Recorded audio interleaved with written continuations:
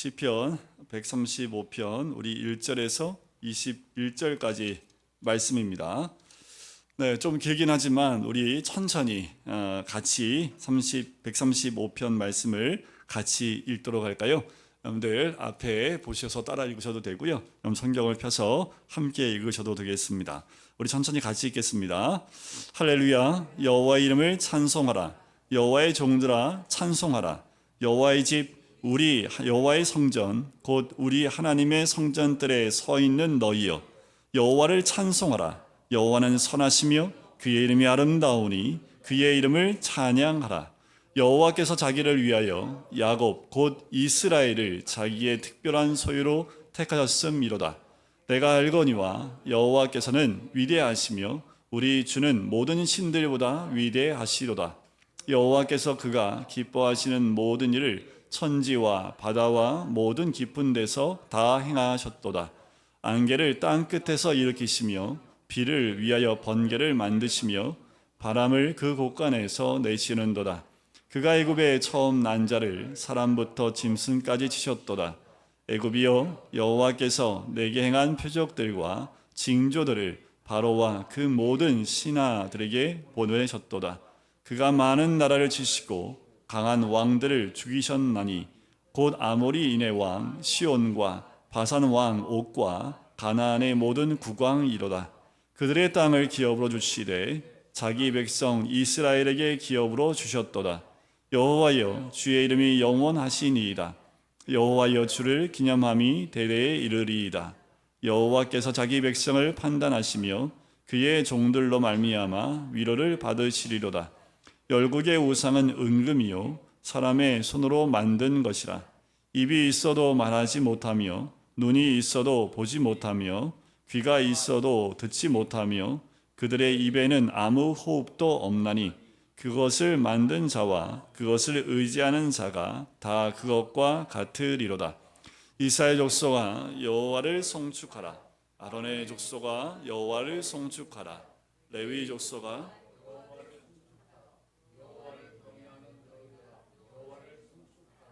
예루살렘에 계시는 여호와는 시온에서 찬송을 받으실지어다.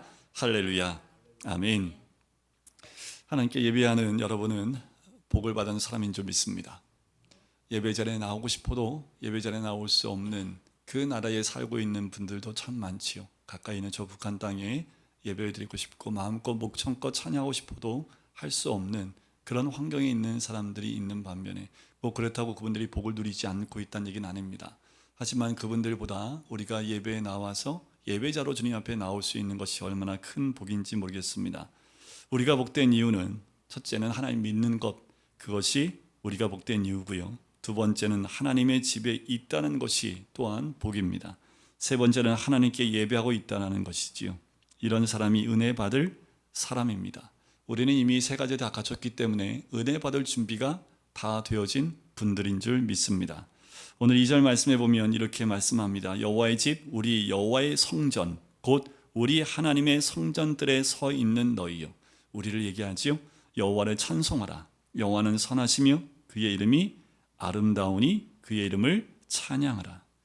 이 복을 귀하게 여겨야 합니다. 하나님의 택함 받은 사람이기 때문에 그래요.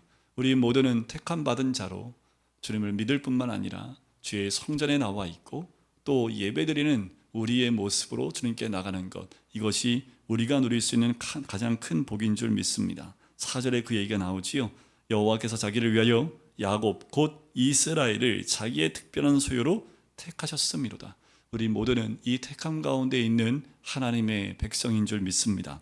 그리고 5절부터 7절의 시편 기자의 고백처럼 하나님은 살아계신 하나님이시며 어느 신보다 위대한 분이십니다. 그는 하늘, 땅, 바다 및 어디에나 계시고 뜻하신 모든 것 무엇이든지 다 이루시는 분이시지요. 결정적인 증거를 출애굽 사건을 통해서 이야기합니다. 이스라엘 백성은 이 출애굽 사건을 통해서 하나님의 살아계심을 믿음으로 고백하게 하지요. 이 출애굽 사건 항상 언급을 해요. 살아계신 하나님이라는 증거가 바로 출애굽 사건 한 가지만 봐도 알 수 있고 충분하기 때문에 그렇습니다. 그래서 8절부터 13절까지의 내용이 출애굽 사건을 압축하고 있습니다.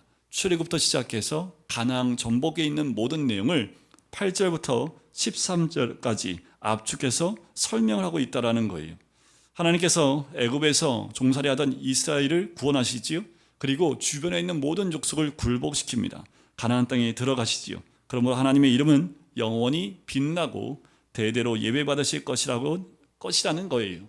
바로 이스라엘 백성이 있기에 그 하나님의 살아계심이 만천하에 드러난다라는 거지요. 하나님은 출애굽 사건을 통해서 실제로 살아계신 분이고 우리의 삶에 구체적으로 관여하시는 분이심을 분명히 보여주셨습니다. 그 사건은 환상도 아니고 신화도 아니라 실제에 있는 역사적 사건이었고 그 사건을 통해서 우리에게 보여주시는 것은 주님은 지금도 살아계시고 우리 삶 가운데 역사하시고 계시다라는 거지요. 어느 나라나 다 신이 있습니다.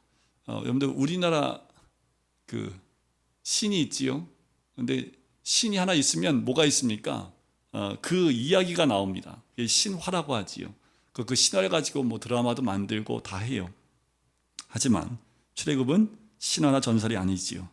하나님께서 아브라함에게 이미 약속하셨고요. 모세를 부르셨고 애굽의 열 재앙을 내리셨고 유월절과 홍해를 여심을 통해서 그들을 구원하십니다. 40년 동안 구름 기둥과 불 기둥으로 그들을 인도하시고 이제 가나안의 수많은 왕들을 정복해 하시고 그 과정 가운데 하나님은 끝없이 만나를 내려주시고 또한 반석을 여셔서 물로 그 모든 백성들을 마시게 한 그 은혜를 이스라엘 백성은 다 누렸다라는 거지요. 그래서 이스라엘 백성들은 어떤 형편 중에서도 하나님은 살아계시다고 믿을 수 있었던 거예요. 너무나 분명한 증거가 그 조상들에게 있었기 때문에. 그리고 유월절을 통해서 여러 가지 절기를 통해서 이스라엘 백성이 광야 가운데 어떻게 하나님의 인도하심을 받았고 가나안을 어떻게 정복했는지를 계속해서 그들은 이어받았기 때문에, 그리고 그들을 인도하시는 분은 지금도 역사하신다라는 것을 그들은 그 조상으로부터 계속 이어받게 됩니다. 이스라엘 백성들에게 출애굽 사건이 있다면 우리에게는 어떤 사건이 있을까요? 출애굽 사건과 똑같은 사건이 우리에게도 있습니다. 그것이 바로 예수 그리스도의 십자가와 부활 사건입니다. 신이 사람이 되었다는 신화는 꽤 있습니다. 그리고 신이 사람을 사랑했다라는 그 설화를 가진 종교도 꽤 많이 있습니다. 그런데 예수 그리스도의 십자가와 부활은 신화나 전설이 아니라는 거예요. 실제 역사하는 사건입니다. 하나님께서 정말 사람으로 오셔서 우리와 함께 사셨지요. 또 우리 죄를 대속하기 위해 십자가를 지셨습니다. 그리고 사흘 만에 부활하셨지요. 이런 내용은 어느 종교에도 없습니다. 죽음을 맞이한 신에 대한 이야기가 나오는 종교는 또 어떤 신도 없다라는 거지요. 십자가와 부활은 하나님은 분명히 살아계신 하나님이라는 부인할 수 없는 증거입니다. 그런데요, 그럼에도 불구하고 살아계신 하나님에 대한 확신이 없는 교인들이 꽤 많습니다. 그냥 교회 나오는 분들이 꽤 많아요. 그리고 예수님의 십자가와 부활을 질문하게 되면 글쎄요 라고 대답하시는 분들이 꽤 있다라는 거지요. 마치 지금 우리의 상황이 어느 시대와 비슷하냐면 엘리야 시대와 비슷합니다. 엘리야 시대에도 보면 이스라엘 백성도 살아계신 하나님에 대한 확신이 없었어요. 어떻게 알 수 있냐면 당시에 우상 숭배가 삶 구석구석까지 들어왔고요. 또 왕과 왕비가 바알 신과 아세라 신을 섬기게 했고, 그리고 하나님을 믿고 또 선지자들을 다 죽였기 때문에 거의 강압적으로 바알 신을 섬기게 했습니다. 그 가운데 엘리야가 이제 전쟁을 선포합니다. 영적 전쟁을 선포하지요. 바알 제사장과 아세라 제사장 850명과 1대 850으로 그들과 맞짱을 떠요. 그래서 어떻게 합니까? 만약에 하늘에서 불이 내려 이 재물을 태우는 신이 있다면 그 신이 진짜 신이다 라고 얘기하면서 대항을 합니다. 전쟁을 벌이지요. 우리는 그 결과를 이미 알고 있습니다. 근데 중요한 건 뭐냐면 이 소문을 듣고 몰려든 백성들이에요. 그 백성들이 수없이 그 광경을 보기 위해서 몰려들었다라는 거예요. 그 몰려든 백성들은 하나님이 정말 살아계신 하나님이라고, 그 하나님만 믿어야 된다고 믿는 그 백성들이 아니라, 야, 이번 기회에 진짜 하나님이 누군지 한번 보자 라는 마음으로 온 백성들이 대부분이었고, 우상을 섬겼던 사람들이 굉장히 많았다라는 거지요. 또 이때 당시에 비가 오지 않았기 때문에 이 사건을 통해서 비가 오지 않을까라는 기대감으로 오는 많은 백성들이 있었습니다. 거의 대부분은 구경꾼이었습니다. 그들이 갈멜산으로 몰려 들어와요. 그때 엘리야가 이렇게 백성들에게 외칩니다.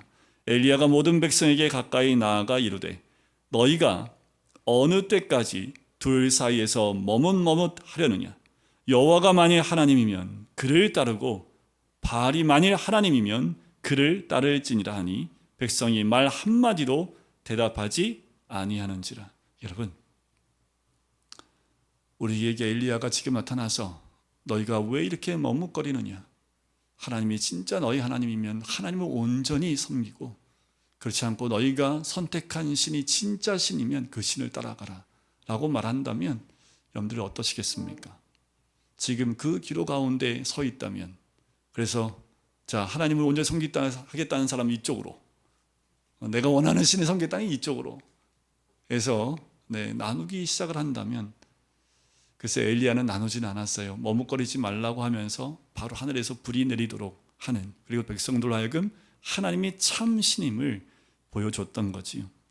세상과 하나님 사이에서 머뭇거리고 살고 있다면 이 엘리야의 외침은 우리의 마음을 더 힘들고 마음을 괴롭게 하는 음성이 될 수 있겠습니다. 여러분들 한 주간 동안 혹시 머뭇거리는 삶을 살지 않으셨습니까? 하나님 편에 온전히 서 있어서 다니엘처럼 뜻을 정하여 산의 진미를 먹지 아니하고 야채만 먹으면서 청결을 유지하려고 했던 그 결단함과, 또 하루에 3번씩 기도하는 것 자체가 법을 어긴 것으로 죽을 수 있음에도 불구하고 결단하고 기도했던 것처럼 머뭇거리지 않고 주의 편에 서 있었던 한 주간이었는지, 아니면 그것도 아니고 이것도 아닌 그냥 이러지도 않은 저러지도 않은 한 주간을 살았는지 우리 한번 돌이켜볼 필요가 있습니다. 왜 이렇게 머뭇거릴까요? 그것은 살아계신 하나님을 우리가 믿고 있지만 마치 하나님을 우상 섬기듯 섬겼기 때문입니다. 이 시편에 쓰인 당시 세상 모든 나라들은 한결같이 우상을 섬기고 있습니다. 15절 말씀을 보세요. 열국의 우상은 은금이요 사람의 손으로 만든 것이라. 입이 있어도 말하지 못하며 눈이 있어도 보지 못하며 귀가 있어도 듣지 못하며 그들의 입에는 아무 호흡도 없나니 그것을 만든 자와 그것을 의지하는 자가 다 그것과 같으리로다. 그러니까 열방이에요. 열국이죠. 모든 나라가 한결같이 다 우상을 섬기고 있는 그때입니다. 그래서 많은 사람들이 하나님도 우상 섬기듯 하는 거예요. 어쩌면 이스라엘 백성들도 수많은 그 우상들 가운데 하나님을 그 하나로 취급해서 그 우상을 섬기듯 하나님을 섬기고 있다는 거지요. 우상 숭배는 우상을 만들어 놓고 자기 문제를 해결해 주고 복을 달라고 비는 거예요. 내 목적에 따라 신을 만들었다 없앴다 하는 거지요. 그래서 내가 소원하는 것이 있으면 그 소원을 이루어질 우상을 만들어 버리는 겁니다. 그래서 세상에는 우상이 굉장히 많습니다. 우리나라에도 우상이 굉장히 많아요. 저희 어머니가 평생 우상을 섬겼던 분이잖아요. 아들 때문에 교회를 나와주시긴 하지만 이번에 또 쇼킹한 거를 또 하나 우리 어머니를 통해서 어떡하나 또 기도하는 마음이 생겼는데, 남한성 우리 어르신들 모시고 한 2-3번 갔었는데, 그때 이제 어르신들 모시고 이제 조금만 올라가면 한 몇백 년 된 느티나무가 있습니다. 몇백 년이 더 됐죠. 굉장히 오래, 한 400, 거의 400-500년 된 느티나무가 있습니다. 그래서 그걸 제가 설명해서 이게 벌써 나이가, 근데 뚝섬에도 가면요, 거긴 더 오래된 느티나무가 있습니다. 이게 오래된 서울에 그리고 경기도권에 있는 400년, 500년 은행나무가 아니라 느티나무들이 오래된 게 많습니다. 뚝섬에도 가면 아직 그 느티나무가 있어요. 더 오래된 거. 그래서 그거를 마음대로 자라지 못하게 해서 그 주변에는 집을 지을 수가 없습니다. 그 공간을 비워놨거든요. 설명했더니 바로 우리 어머니 손을 딱 모으시는 거예요. 귀가 잘 안 들리셔갖고 제 옆에서 뭐라고 할 수도 없고 그냥 눈을 질끈 감고 하나님 주여. 그러니까 옛날 어르신들 모습이 오래됐다고 하면 왠지 모르게 거기에다가 뭔가 소원을 빌어야 되는, 그냥 이게 자동적으로 나오는 그 우상을 섬겼던 그 모습이 자동적으로 흘러나오는 모습을 봐요. 아직도 온전히 예수를 만나지 못하는 우리 어머니 모습 때문에 참 마음이 무거웠던 경험을 이번 주에 했습니다. 근데 또 반대로요, 정말 우상을 정말 마음을 다하여 섬겼던 분들이요, 예수님 딱 믿으면요, 그게 완전히 예수님을 온전히 믿는 그 모습으로 바뀌는 것도 보게 됩니다. 우상 숭배는 내가 만들고 또 내 소원을 위해서 만들어요. 그래서 우상을 섬길 때 모습을 보면 어떻습니까? 경건해요? 아니면 시끄럽고 막 광란이 함께 갑니까? 늘 이게 조용하고 막 이렇게 조용하게 비는 것보다 뭔가 의식을 행할 때 보면은 완전히 사람들이 막 미쳐 돌아가는 것 같아요. 광란의 의식을 행하지요. 거기에는 뭐가 없을까요? 일방적입니다. 교제가 없어요. 왜 그럴까요? 그 우상은 살아있지 않기 때문에. 그래서 그들이 광란의 그 의식을 하는 건 뭐예요? 깨워야 된대요.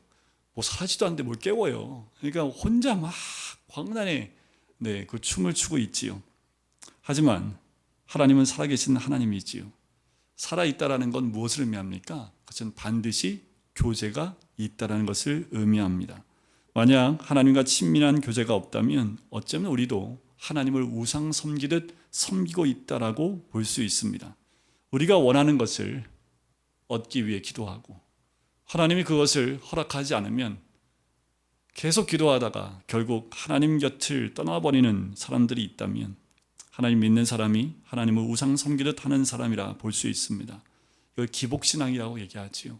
여러분들 헌금이나 기도나 많은 것들이 기복적이라면 그건 우상 섬기는 것과 별반 다르지 않다라는 거예요. 여러분들 제가 어떤 소원을 들어드릴 수 있다면 제 앞에 와서 소원을 비시겠습니까? 그건 우상 섬기는 것과 별 다르지 않다라는 거예요. 살아계신 하나님 믿으면 하나님은 그를 인도하시고 그는 하나님께 순종하는 삶을 살아요. 하나님이 실제 자신의 삶의 주인이요 왕이기에 고난을 당해도 찬양하고요, 환난 가운데도 하나님을 찬양할 수 있는 거지요. 단지 복을 받고 문제를 해결하기 위하여 하나님께 예배하고 기도하는 것이 아니라는 거예요. 예배를 해도 되고 안 해도 되는 것이 아닙니다.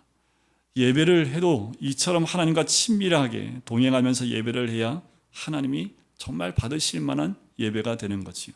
우상을 섬기듯 하나님을 섬기는 자가 예배할 때 하나님이 어떻게 그 기쁨으로 받아들일 수 있겠습니까? 우리는 주님과 깊은 약속과 언약과 교제 가운데 나가는 사람들인 줄 믿습니다. 그래서 예수님이 놀라운 약속을 하시지요.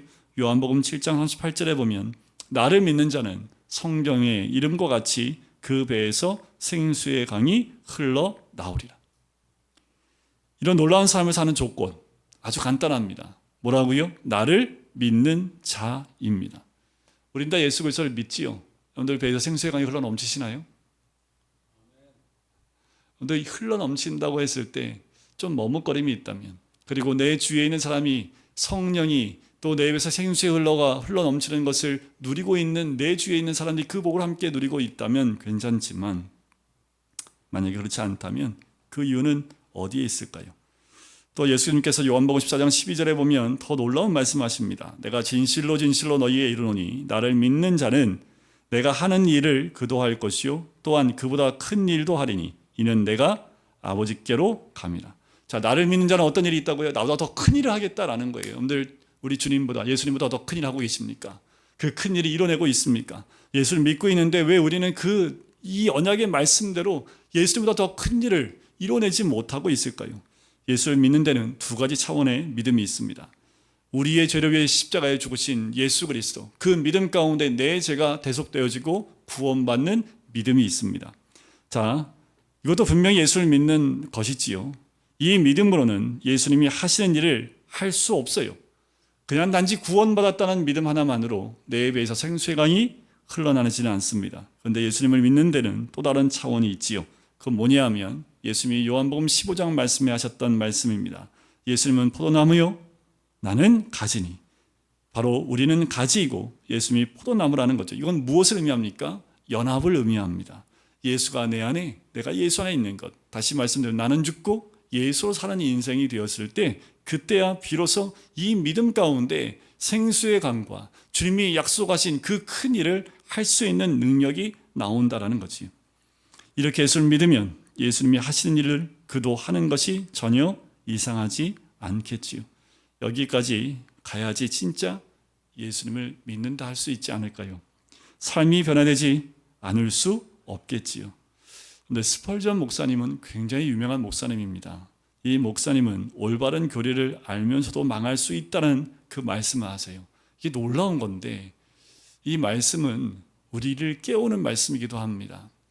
누구나 예수님을 믿기만 하면 구원받는다. 올바른 교리입니다. 그러나 이 교리를 은밀한 죄를 지어도 구원은 받을 것이고 사람들과 불화하고 다툼이 있어도 구원을 받을 것이라고 악용한다면 그는 올바른 교리를 알면서도 구원에 이르지 못할 것입니다.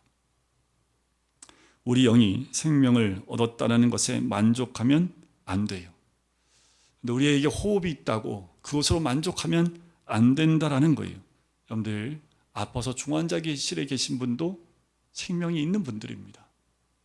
우리도 생명이 있어요. 무슨 차이가 있습니까? 생명만 있다면. 무슨 차이가 있어요? 우리는 건강하고 또 질병으로 병원에 계시고 중환자에 계신 분들은 건강치 않은 거지요. 영적으로도 마찬가지입니다. 예수님은 나를 위하여 죽으셨어. 나는 이제 구원받았다는 믿음으로 만족하면 안 된다라는 거예요.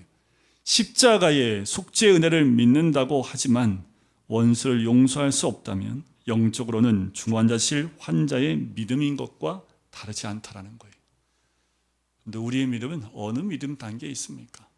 혹시 우리는 영적으로 그렇게 아파 있는 영혼의 모습은 아닙니까?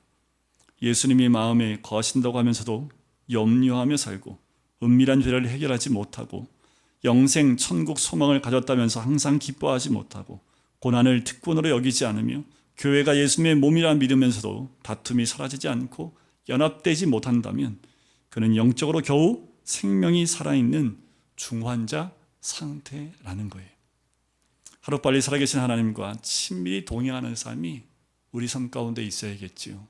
그리고 예수가 내 안에 있고 내가 예수 안에 있음을 통해서 온전한 연합 가운데 주님과 함께하는 삶을 살아야겠지요. 우리의 문제는 하나님이 살아계시냐 아니냐가 아닙니다. 십자가를 바라보면 그 문제는 더 이상 문제가 아니지요. 문제는 우리가 살아계신 하나님으로 믿고 사느냐 우상 섬기듯 믿고 있느냐의 차이입니다. 여러분들 우리의 신앙은 과연 어느 정도의 믿음 가운데 있습니까? 예수를 믿지만 삶의 기쁨도 감격도 없다는 말, 이 말은 맞지가 않아요. 예수를 정말 믿으면 삶의 기쁨이 상실되지 않습니다. 예수를 믿지만 예수님과 동행하며 살지 않기 때문이라는 거지요. 한 대형 교회 목사님한테 한 성도가 기도하는데 어려움이 있다고 이렇게 이야기를 해요. 목사님, 기도하고 싶은데 회사도 바쁘고 육아도 힘들어서 1시간도 기도하기 힘들어요. 어떻게 하나요? 어떻게 해야 하나요? 라고 질문을 합니다. 요새 여러분들 유튜브 보면은 큰 교회 목사님들이 뭐 이렇게 짤막하게 이런 성도들의 질문 받고 이렇게 무슨 토크 콘서트 하듯이 이렇게 하는 그 프로그램들이 유튜브에 좀 많이 있습니다. 아마 거기에서 이제 질문한 것 같아요. 그때 이제 목사님이 이런 대답을 하십니다. 이처럼 기도하는 것이 힘들게 느껴지는 것은 살아계신 주님과 친밀히 동행하는 믿음을 갖지 못했기 때문입니다. 굉장히 뼈아픈 말을 툭 찌르신 거지요. 아무리 바빠도 사랑하는 사람을 만날 시간은 누구에게나 행복합니다. 기도하기를 도 닦듯이 하지 말고 주님과 행복한 데이트가 되게 하십시오. 네. 우리가 기도할 때 저는 때로는 이렇게 기도해요. 기도는 중노동이다 라고도 얘기합니다. 그 시간을 지켜내고 그 시간 주님과 함께 있어야지 어느 순간 주님과의 깊은 교제로 들어가기 때문에 기도하는 자리에 빠지면 안 된다라고 이야기해드려요. 하지만 만나기까지는 기다리는 시간까지는 좀 힘들기 때문에 하지만 주님 만나면 그 만남 자체가 행복한 시간이 되는 거지요. 주님과 친밀히 동행하는 삶을 살면 기쁨과 간증이 넘치는 삶을 살게 됩니다. 우리가 매주 주님과 동행하게 되면 우리 삶 가운데 역사하시는 하나님의 손길을 느낀다라는 거지요. 다윗의 간증이 있습니다. 시편 16편에 보면 내가 여호와를 항상 내 앞에 모시며 그가 나의 오른쪽에 계심으로 내가 흔들리지 아니하리로다. 이러므로 나의 마음이 기쁘고 나의 영도 즐거워하며 내 육체도 안전히 살리니라는 거예요. 이렇게 예배당에 나와서 예배드리는 것, 그것으로 만족하지 말고 예배 후에 우리의 삶의 현장 가운데 나갔을 때 실제로 주님과 동행하기를 꾸준히 힘써야 된다는 거예요. 거기서 향기가 나고 거기서 다니엘과 같은 결단이 필요하고 거기에 나갔을 때 이사야와 예레미야와 같은 결단이 우리 삶 가운데 드러나는 거지요. 우리끼리 모였을 때는 어떻게 해도 예수 믿는 믿음의 모습이 나옵니다. 하지만 세상 가운데 믿지 않는 자들 가운데 우리의 결단함이 그들로 하여금 우리를 통해서 역사하시는 하나님의 인도하심을 보게 되는 거지요. 어떤 성도가 이런 글을 썼어요.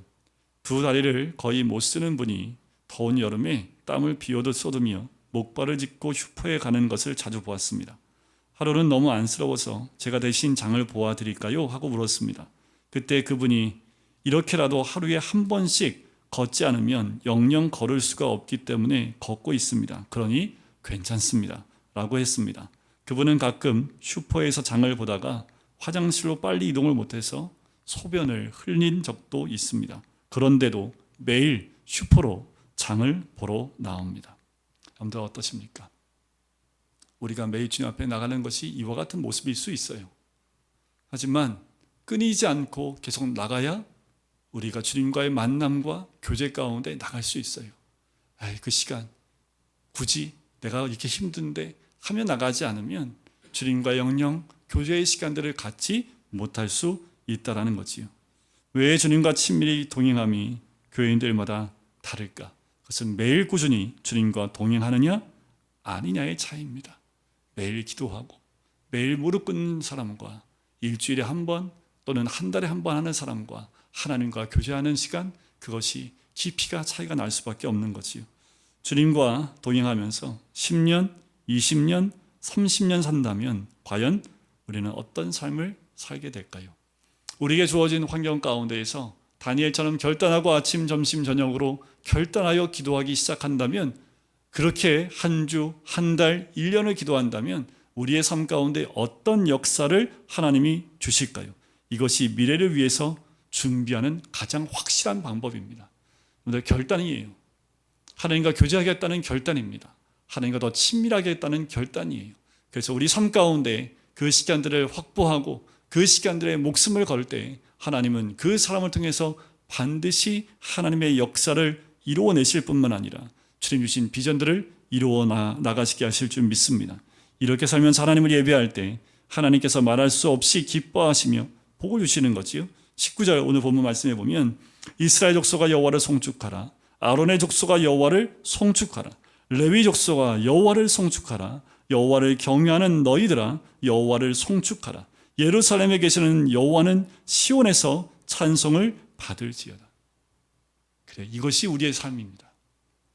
누구든 어떤 환경에 있는 사람이든 여호와를 찬양하며 송축하는 자리, 또 찬양하는 사람이 된다라는 거지요. 우리 인생을 통틀어 우리 모두가 하나님을 찬양하고 늘 어느 환경에 있든 어떤 모습에 있든 어떠한 고난 가운데 있든 그 하나님을 신뢰하고 교제할 때 늘 요셉과 같이 그 환난 가운데에도 형통하다는 말을 들을 수 있는 주님의 백성이 되시기를 주님의 이름으로 간절히 축원드립니다.